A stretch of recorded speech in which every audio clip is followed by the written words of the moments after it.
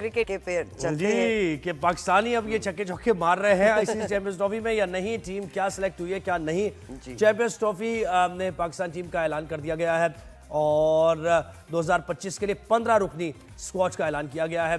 Champions trophy Pakistan में 19 फरवरी से 9 मार्च तक मुनक्किद होगी। पीसीबी के पास स्क्वाड में तब्दीली के लिए 11 फरवरी तक का वक्त है। इसके बाद तब्दीली की इजाजत सिर्फ तिब्बी बुनियादों पर आईसीसी इवेंट टेक्निकल कमेटी की मंजूरी से ही होगी।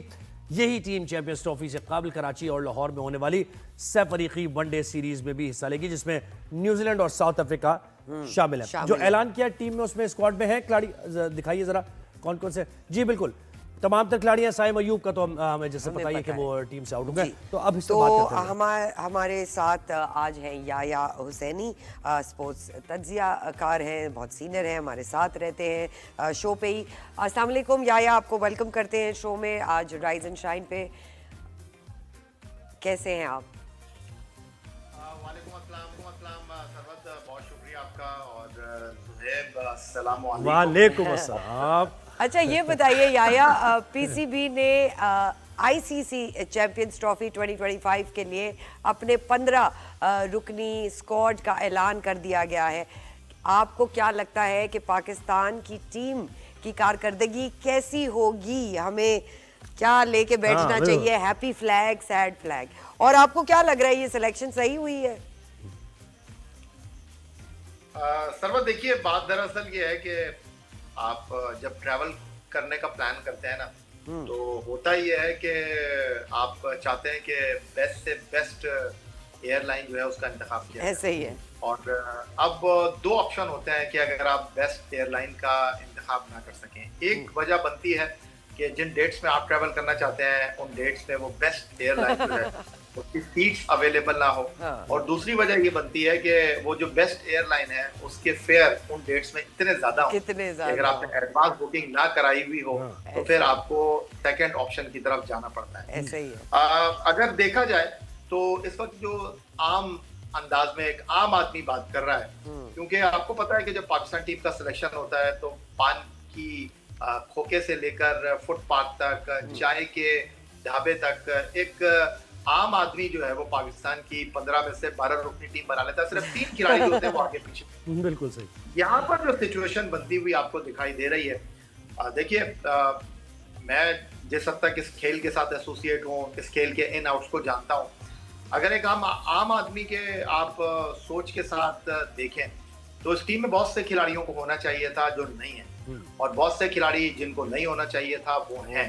उसकी बहुत सारी वजूहात हो सकती हैं। मैं एक वजह आपके साथ शेयर कर लेता हूँ। जो मेरी तहकीक के मुताबिक हमने टटोला इमामुल हक का, क्योंकि आपके जो सिलेक्टर हैं असद शफीक साहब बड़े मासूम से हैं, लेकिन इतना भी मासूम नहीं होना चाहिए बंदे को कि हर जगह फिट हो जाए। असद शफीक इस टाइप के हैं।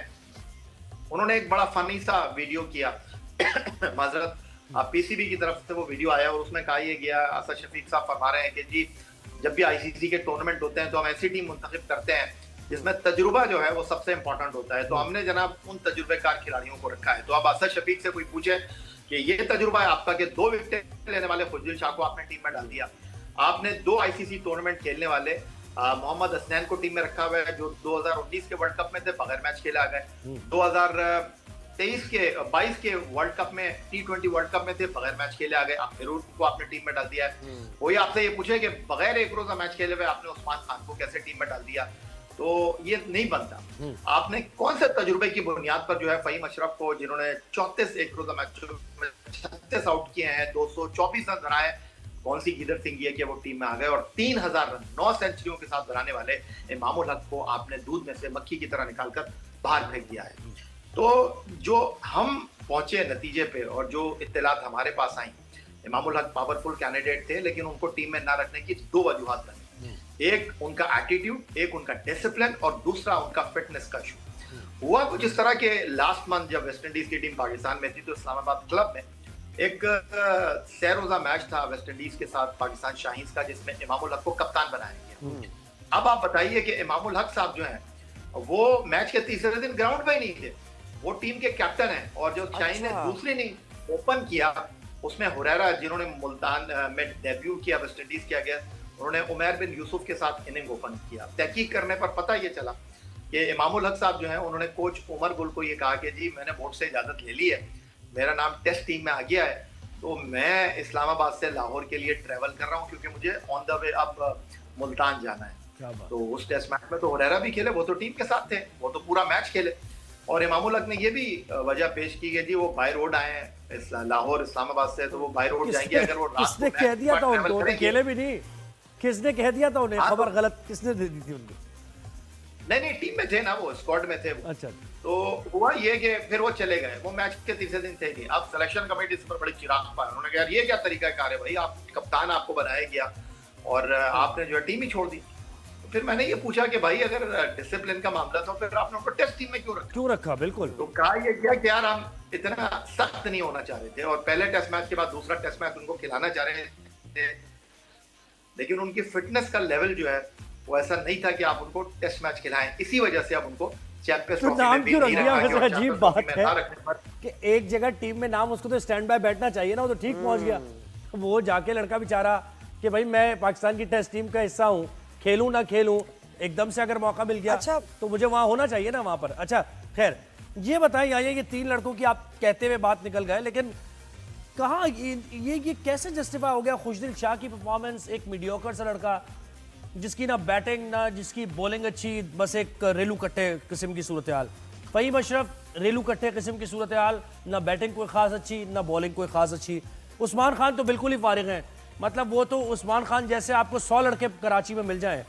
तो ये क्या लिस्ट में वही नाम आते हैं सामने, बार बार आते रहते हैं और लिस्ट देने वाले फिर उनको दोबारा पलट के वही नाम दे देते हैं, होता क्या है ये?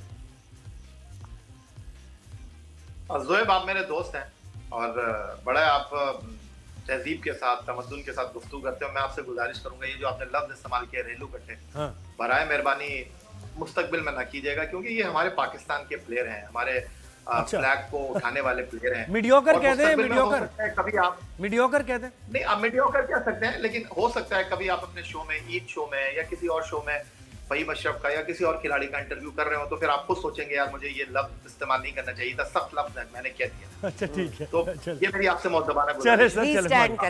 ठीक है। तो अब मसला ये है कि फ़हीम अशरफ की जहां तक बात की, मैंने आपको बताया 34 से क्लोजर मैच लास्ट टाइम 2023 में पाकिस्तान के लिए खेले और 36 विकेटें 224 रन। तो ऐसी कौन सी गीदर सिंगी उनके पास है, ऐसा कौन सा जादू का चिराग है कि वो टीम में डायरेक्ट चैंपियंस ट्रॉफी खेलने के लिए आ गए। वैसे जो लास्ट टाइम हम चैंपियंस ट्रॉफी खेले थे उसमें 3 प्लेयर हैं फ़हीम अशरफ के साथ, बाबर आजम और फखर जमान, जो कि 2017 की विनिंग टीम में भी थे। और 2017 में मैंने पहली बार फ़हीम अशरफ को देखा था बर्मिंघम के एजबस्टन क्रिकेट ग्राउंड पर, जब बांग्लादेश के साथ हमारा वार्म अप मैच हो रहा था। बस वही मशहूर हुआ था एक मैच। बिल्कुल हाँ, इनका पूरा नाम जो है ना राना फ़हीम अशरफ है। बिल्कुल। तो अब मसला ये है कि ये टीम में कैसे आ गए। वो मिड विकेट की बाउंड्री बड़ी छोटी थी ना, मिड विकेट की बाउंड्री बहुत छोटी थी वहां पर, बहुत ही छोटा ग्राउंड था वो, याद है ना? नहीं ग्राउंड तो बड़ा था, लेकिन जो पाकिस्तान का मैच था उन्होंने बिल्कुल साइड में किया था। अच्छा हाँ, यानी मिड विकेट की बाउंड्री थी ना वो छोटी हो गई। बिल्कुल। तो हुआ ये कि आमिर जमाल थे कंसिडरेशन में, लेकिन सिलेक्शन कमेटी को ये लगा कि यार आमिर जमाल की जो परफॉर्मेंस है वो बहुत डिटेरिएट हो रही है। आपको याद होगा कि उनकी ऑस्ट्रेलिया में बड़ी मैग्निफिसेंट परफॉर्मेंस रही, फिर हमने उनको T20 टीम में भी डाला, वनडे टीम में भी डाला, टेस्ट टीम में भी डाला, लेकिन उनकी परफॉर्मेंस का वो मयार रहा नहीं। और 3 बॉलर तो हमारे कंफर्म है, हर मैच खेलेंगे, शाहीन, नसीम एंड हारिस।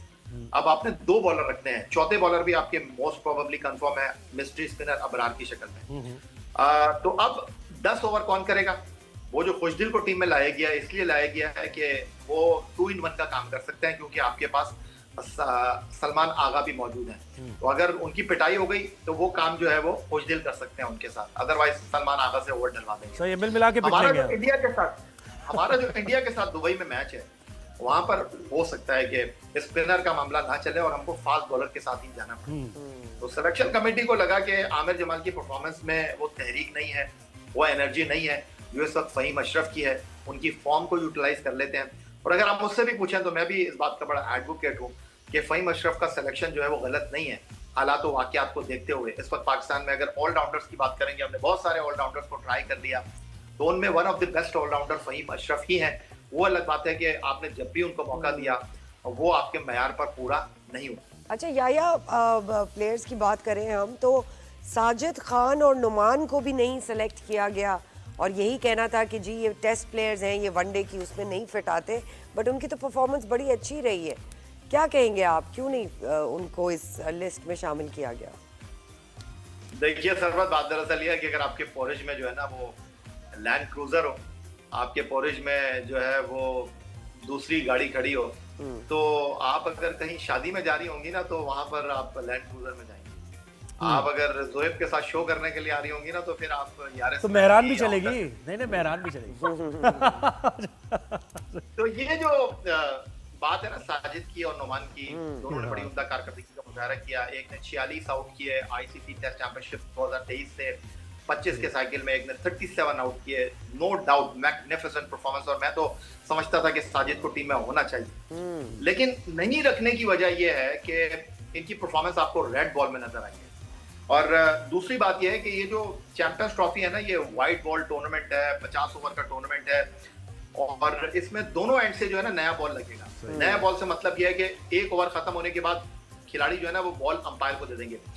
इस एंड से 25 ओवर होंगे, उस एंड से 25 ओवर होंगे, तो वो 25 ओवर जो होंगे वो इस बॉल से होंगे, ये 25 ओवर इस बॉल से होंगे। तो एक आम तासुर ये है, एक आम ख्याल ये है कि साजिद खान को अगर आप वनडे टीम में डाल लेते हैं तो वो उतने मौसर नहीं होते जितने वो टेस्ट टीम में है, जहां बॉल ब्रेक भी हो रहा है, जहां बॉल हिल भी रहा है। चाहे चैंपियंस ट्रॉफी में ऐसी विकेटें नहीं होंगी क्योंकि वो right arm off break bowler हैं, वो बैट्समैन के लिए आसान होंगे। अच्छा, तो इसलिए उनको टीम में नहीं रखा। अच्छा याया, मुझे बताएं कि ओपनिंग में बाबर ही है हमारे पास पहली चॉइस। जी, बाबर आजम दरवाजे पे खड़े, उनको धक्का दे दिया गया कि तुम ही ओपन करोगे, तुम्हारे अलावा ना कोई आगे है ना कोई पीछे।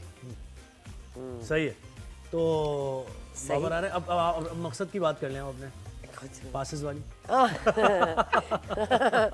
याया आप देखें, ये मुझे मैं भी आपको अंधेरे में नहीं रखना चाहता। हाँ बिल्कुल। आज जनाब फिजिकल टिकट मिल रहे हैं जोएब साहब जी, और मैं आपको मैसेज कर रहा हूँ, और आपको वो टिकट कहाँ से मिल सकते हैं? आप जो है ना अलीम साहब को भेजिए जो आपके प्रोड्यूसर हैं, तो उनको आप एक वॉलेट में से निकालें कुछ 5,000 के 3-4 नोट। अच्छा, अपने लिए भी टिकट खरीद लें, सरवत के लिए। असल में प्रॉब्लम ये है कि मेरा तो स्टेडियम में जाने का शौक ही खत्म हो गया एकदम से। जैसे ही आपकी प्राइस की बातें सुनी है, उनका शौक खत्म हो गया। अच्छा, क्या लाइनअप और बॉलर्स का भी लाइनअप? अच्छा नहीं, हाँ ये भी बता दें, अब जरा पाकिस्तान टीम का दीगर टीम्स के साथ अगर थोड़ा कंपैरिजन कर लें तो भारत हमारे लिए थ्रेट हो सकता है। न्यूजीलैंड से तो हम देखेंगे कि टीम क्या खेल रही है, न्यूजीलैंड की थोड़ा मौका मिल जाएगा। सरप्राइज फैक्टर कौन सी टीम हो सकती है? अफगानिस्तान? देखिए, अफगानिस्तान से तो हमारा मैच है ही नहीं, यानी वैसे कह रहा हूँ, टूर्नामेंट में मैं बात कर रहा हूँ। कौन सी टीम आपको लग रहा है कि? देखिए, बीइंग अ पाकिस्तानी, मेरा दिल भी पाकिस्तान के लिए धड़कता है, दिमाग भी पाकिस्तान के लिए सोचता है, लेकिन दिल तो कह रहा है पाकिस्तान, लेकिन दिमाग कह रहा है कि आसान नहीं होगा। हालात और वाकयात को देखते हुए, और आप इंडिया के मैच की बात कर रहे हैं, 23 तारीख को दुबई में वो मैच है, हाई वोल्टेज मैच है, लेकिन उससे पहले आपका 19 तारीख को नेशनल स्टेडियम कराची में न्यूजीलैंड के साथ मैच है। और मैं आपको ये बताऊं कि उस मैच को लेकर मैं बहुत सीरियस कंसर्न हूँ। इतना आसान मैच है नहीं है। हालांकि आपने वर्ल्ड कप में चेन्नई में 2023 में न्यूजीलैंड के साथ जो मैच खेला था, वहां पर उनको 400 को हमने विनिंग में कन्वर्ट कर दिया था, क्योंकि 25 ओवर में डीएलएस के ऊपर फखर जमान की शानदार सेंचुरी इनिंग के साथ हमने उनको शिकस्त दे दी थी। मुश्किल टीम है न्यूजीलैंड, और नेशनल स्टेडियम कराची में कहा यह जा रहा है कि ओस फैक्टर होगा, और अगर ओस गिरी तो टॉस के ऊपर मैच जाएगा। तो होप फॉर द बेस्ट ही मैं कहूंगा, लेकिन इतना आसान मैच होगा नहीं पाकिस्तान के लिए। अच्छा याया, ये बताइए, ओपनिंग सेरेमनी जो है वो कराची स्टेडियम से लाहौर क्यों शिफ्ट कर दी गई? कोई खास वजूहात है? नहीं सरवत, ओपनिंग सेरेमनी के हवाले से जो ना एक सॉफ्ट ओपनिंग हो रही है हुजूरी बाग, जहाँ कुछ दिन पहले जो है वो पीएसएल का ड्राफ्ट हुआ था, वहां पर ये ओपनिंग सेरेमनी होगी। लेकिन कद्दाफी स्टेडियम और नेशनल स्टेडियम, जिनको अपग्रेड किया गया है, उनकी जो है ना अलग अलग तकरीब, क्या कहते हैं, उनकी तख्ती कुशाई की तकरीब होगी।